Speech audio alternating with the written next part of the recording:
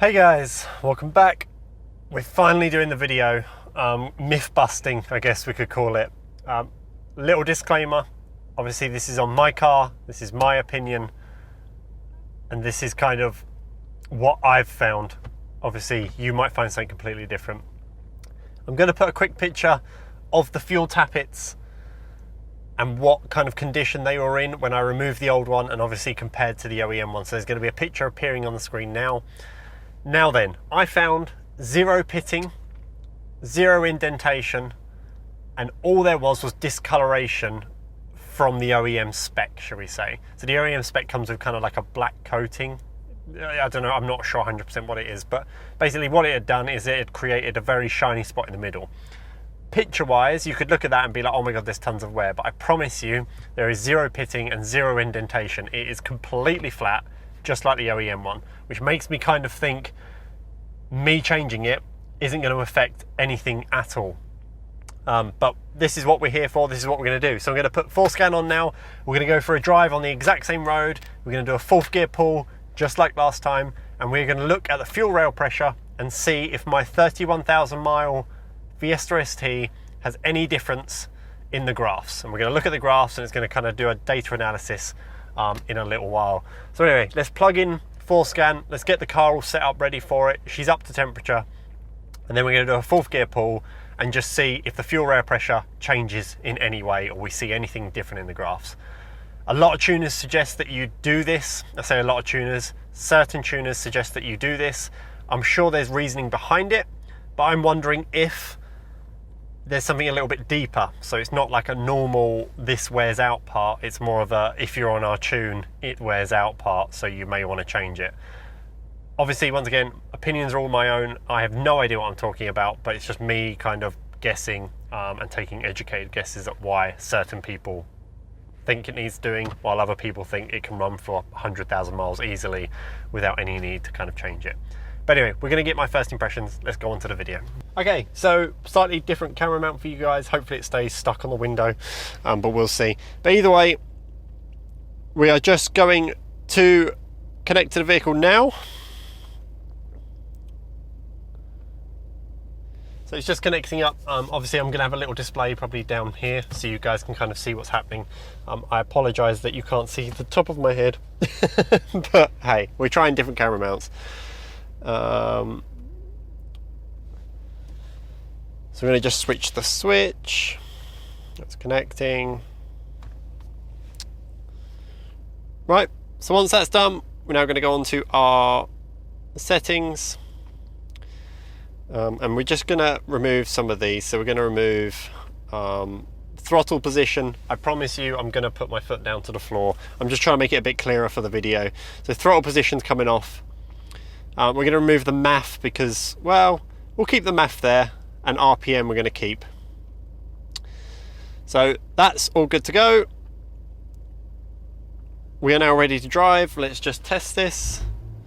So if I press play, it wants me to switch the switch back across, and then we press OK. There you go. We got a nice graph reading now. We're pretty much all good to go. I'm just going to move my laptop. Right, let's go. So we're going to get to a main road. I really hope that camera stays up there. It seems pretty smooth right now, which is interesting. So we're just going to get to a main road, or the main road that I'd done the test on last time. Apologies if you see sunlight coming through, I can't help the sun. Once again, it's a sunny day. We haven't had one of them in a while. Okay, right, we're off.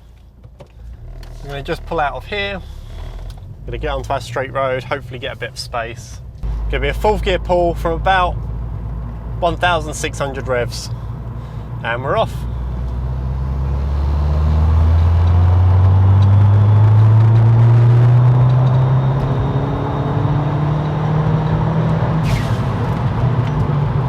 Okay, so that was up to about 5,000 revs. and we'll kind of see. There should be a slight dip. I think we were finding a dip, and I actually saw a graph recently that there was a dip around 2 to 3k, and I don't know why that is. Someone suggested it was the fuel tappet thing, but we now have a brand new one in, so it's definitely not that if we see a dip. So I'm going to go up to roundabout, do another pull. I'm going to probably do 3 pulls just so we kind of get a nice baseline reading, and then from that we'll compare the graphs, see how it goes. Obviously the end of this video is going to be kind of data and looking at graphs, so sorry if it's a bit boring, but hopefully some of you guys will find it quite interesting. Let me know how this camera mount's working out. Actually, it's looking really smooth from what I'm seeing, and maybe I should use mounts like this more often, who knows. So I'm going to try and reduce my speed down, go around the cyclist, and then we'll go. So this is at 2k revs this time, so exactly 2k revs, 4th gear pull.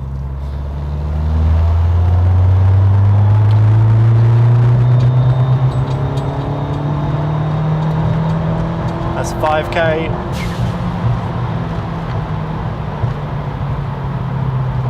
So we got to about 5,500 revs then, I think, but obviously the graph will show obviously the difference between that and whether we did hit 5k or not. Just going to slow down now because I've actually got hardly any cars behind me, and hopefully I can get another pull in. So this one's going to be about 1.8k, foot to the floor.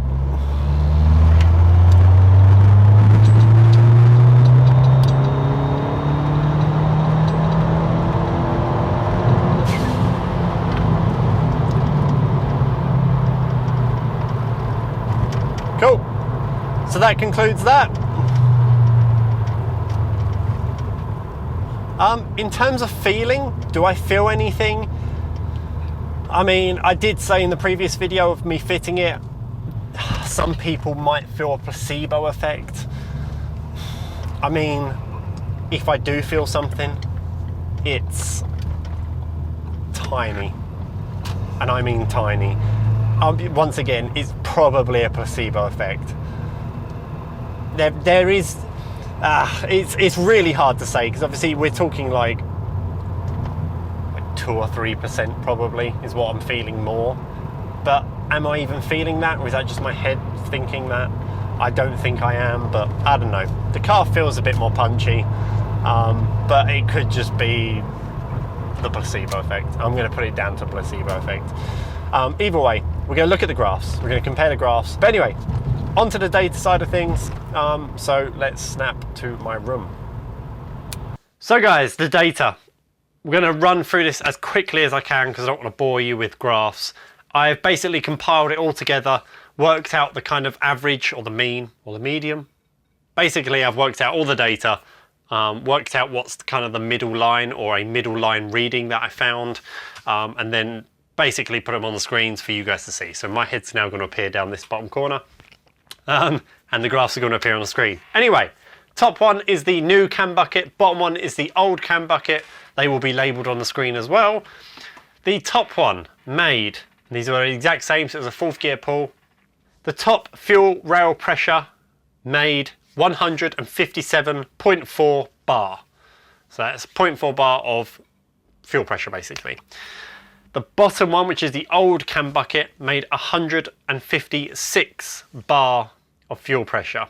This was the kind of average that I found. So I found that on average, the new cam bucket was making about 1 to 2 bar max more fuel pressure than it was with the old cam bucket.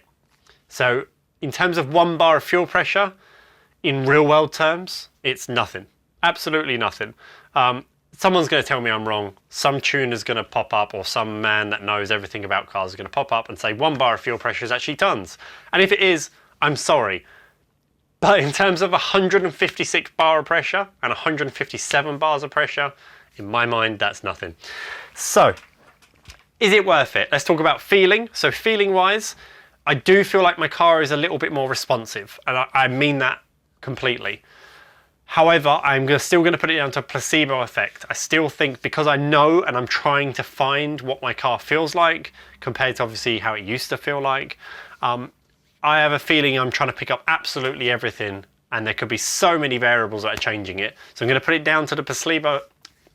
So I'm going to put it down to the placebo effect that I feel a difference in my car, or I feel more edgy or a bit more raw, like it wants to go a bit more or a bit quicker. So I'm going to put it down to the placebo effect for that. However, I will be doing a test in the future. I'll go up against the car that I always go up against in terms of changing maps and checking out stuff. So it'll be the same variable in terms of that car, and we will see with my foot put to the floor whether there's a slight difference in car, but obviously once again, big variables in racing someone as well. So we will see what happens with that. But either way, follow me on Facebook over here. Make sure you follow me over there, because I'll be obviously posting up-to-date information on this issue or on this topic. If I find anything else in the future, I'll probably pop it on Facebook instead of making a whole video on it, unless it's something really important. But either way, another bit of information I was given was from a guy called Robert on Facebook. I do see him popping up quite a bit, and he seems to sometimes know his stuff. I say sometimes because obviously I haven't seen everything that he posts. He wrote, I logged mine before and after, the cam bucket change, totally smooth, but somewhere. So I guess it sounds like kind of what I had. He was at 24k miles. His fuel rail pressure before was 155 bar, which is what mine basically was, once again it's 1 bar out, but after his change it was 175 bar. So 20 bar is an awful big jump. So 20 bar sounds worth it to me. However, why haven't I seen that change? That's what I want to know. Why haven't I seen the change? Now, it could be down to mapping. Mapping is obviously a huge thing. If your car is asking for more fuel, your car is going to put more fuel in. Different maps are completely, you know, they're all done differently. I know that Perron, obviously here's a graph. I know that Perron was running, at least from testing, quite a bit, I say quite a bit richer. It was running richer than my Revo 2 map, which means it was asking for more fuel to make the power that the Revo one's making with less fuel.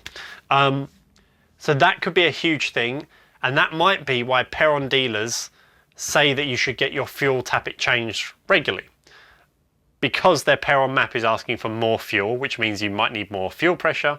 Obviously, I'm just firing shots off in the dark here, but it's logical, right? If a tune is asking for more fuel, you're going to make sure that your customer's fuel rail and everything that's injecting all the fuel into your engine is up to good standard.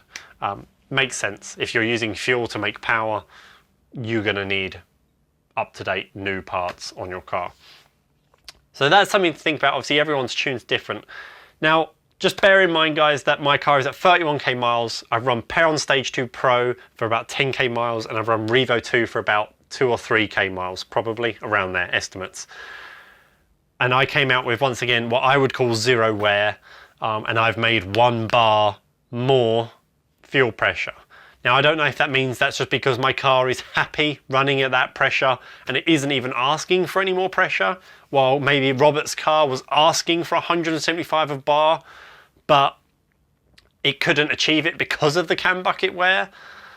It's really hard to say. There's so many variables, and I need you guys to realize that. So basically, what I would say, if your tuner recommends it, hopefully you can trust them, and I would get it changed by yourself, save yourself some money and fitting and stuff. There's no reason why you would get a garage to fit this. As long as you can use a spanner and a socket, you'll be absolutely fine. It's very simple. Secondly, if you want to do it for peace of mind, just do it for peace of mind. Once again, it's very simple to do. There's no reason why not to, especially if you're doing oil changes yourself, if you're doing spark plugs yourself. Just change this for the sake of £18 and a little bit of work. Have a nice time, get a cup of tea, I don't know. But just do it. There's no reason why not to. Otherwise, it's one of those things, at least for me, once again, everyone's car's different and everyone's on different maps. Do you really need it? Are you going to feel it on the road? I'm going to say probably not.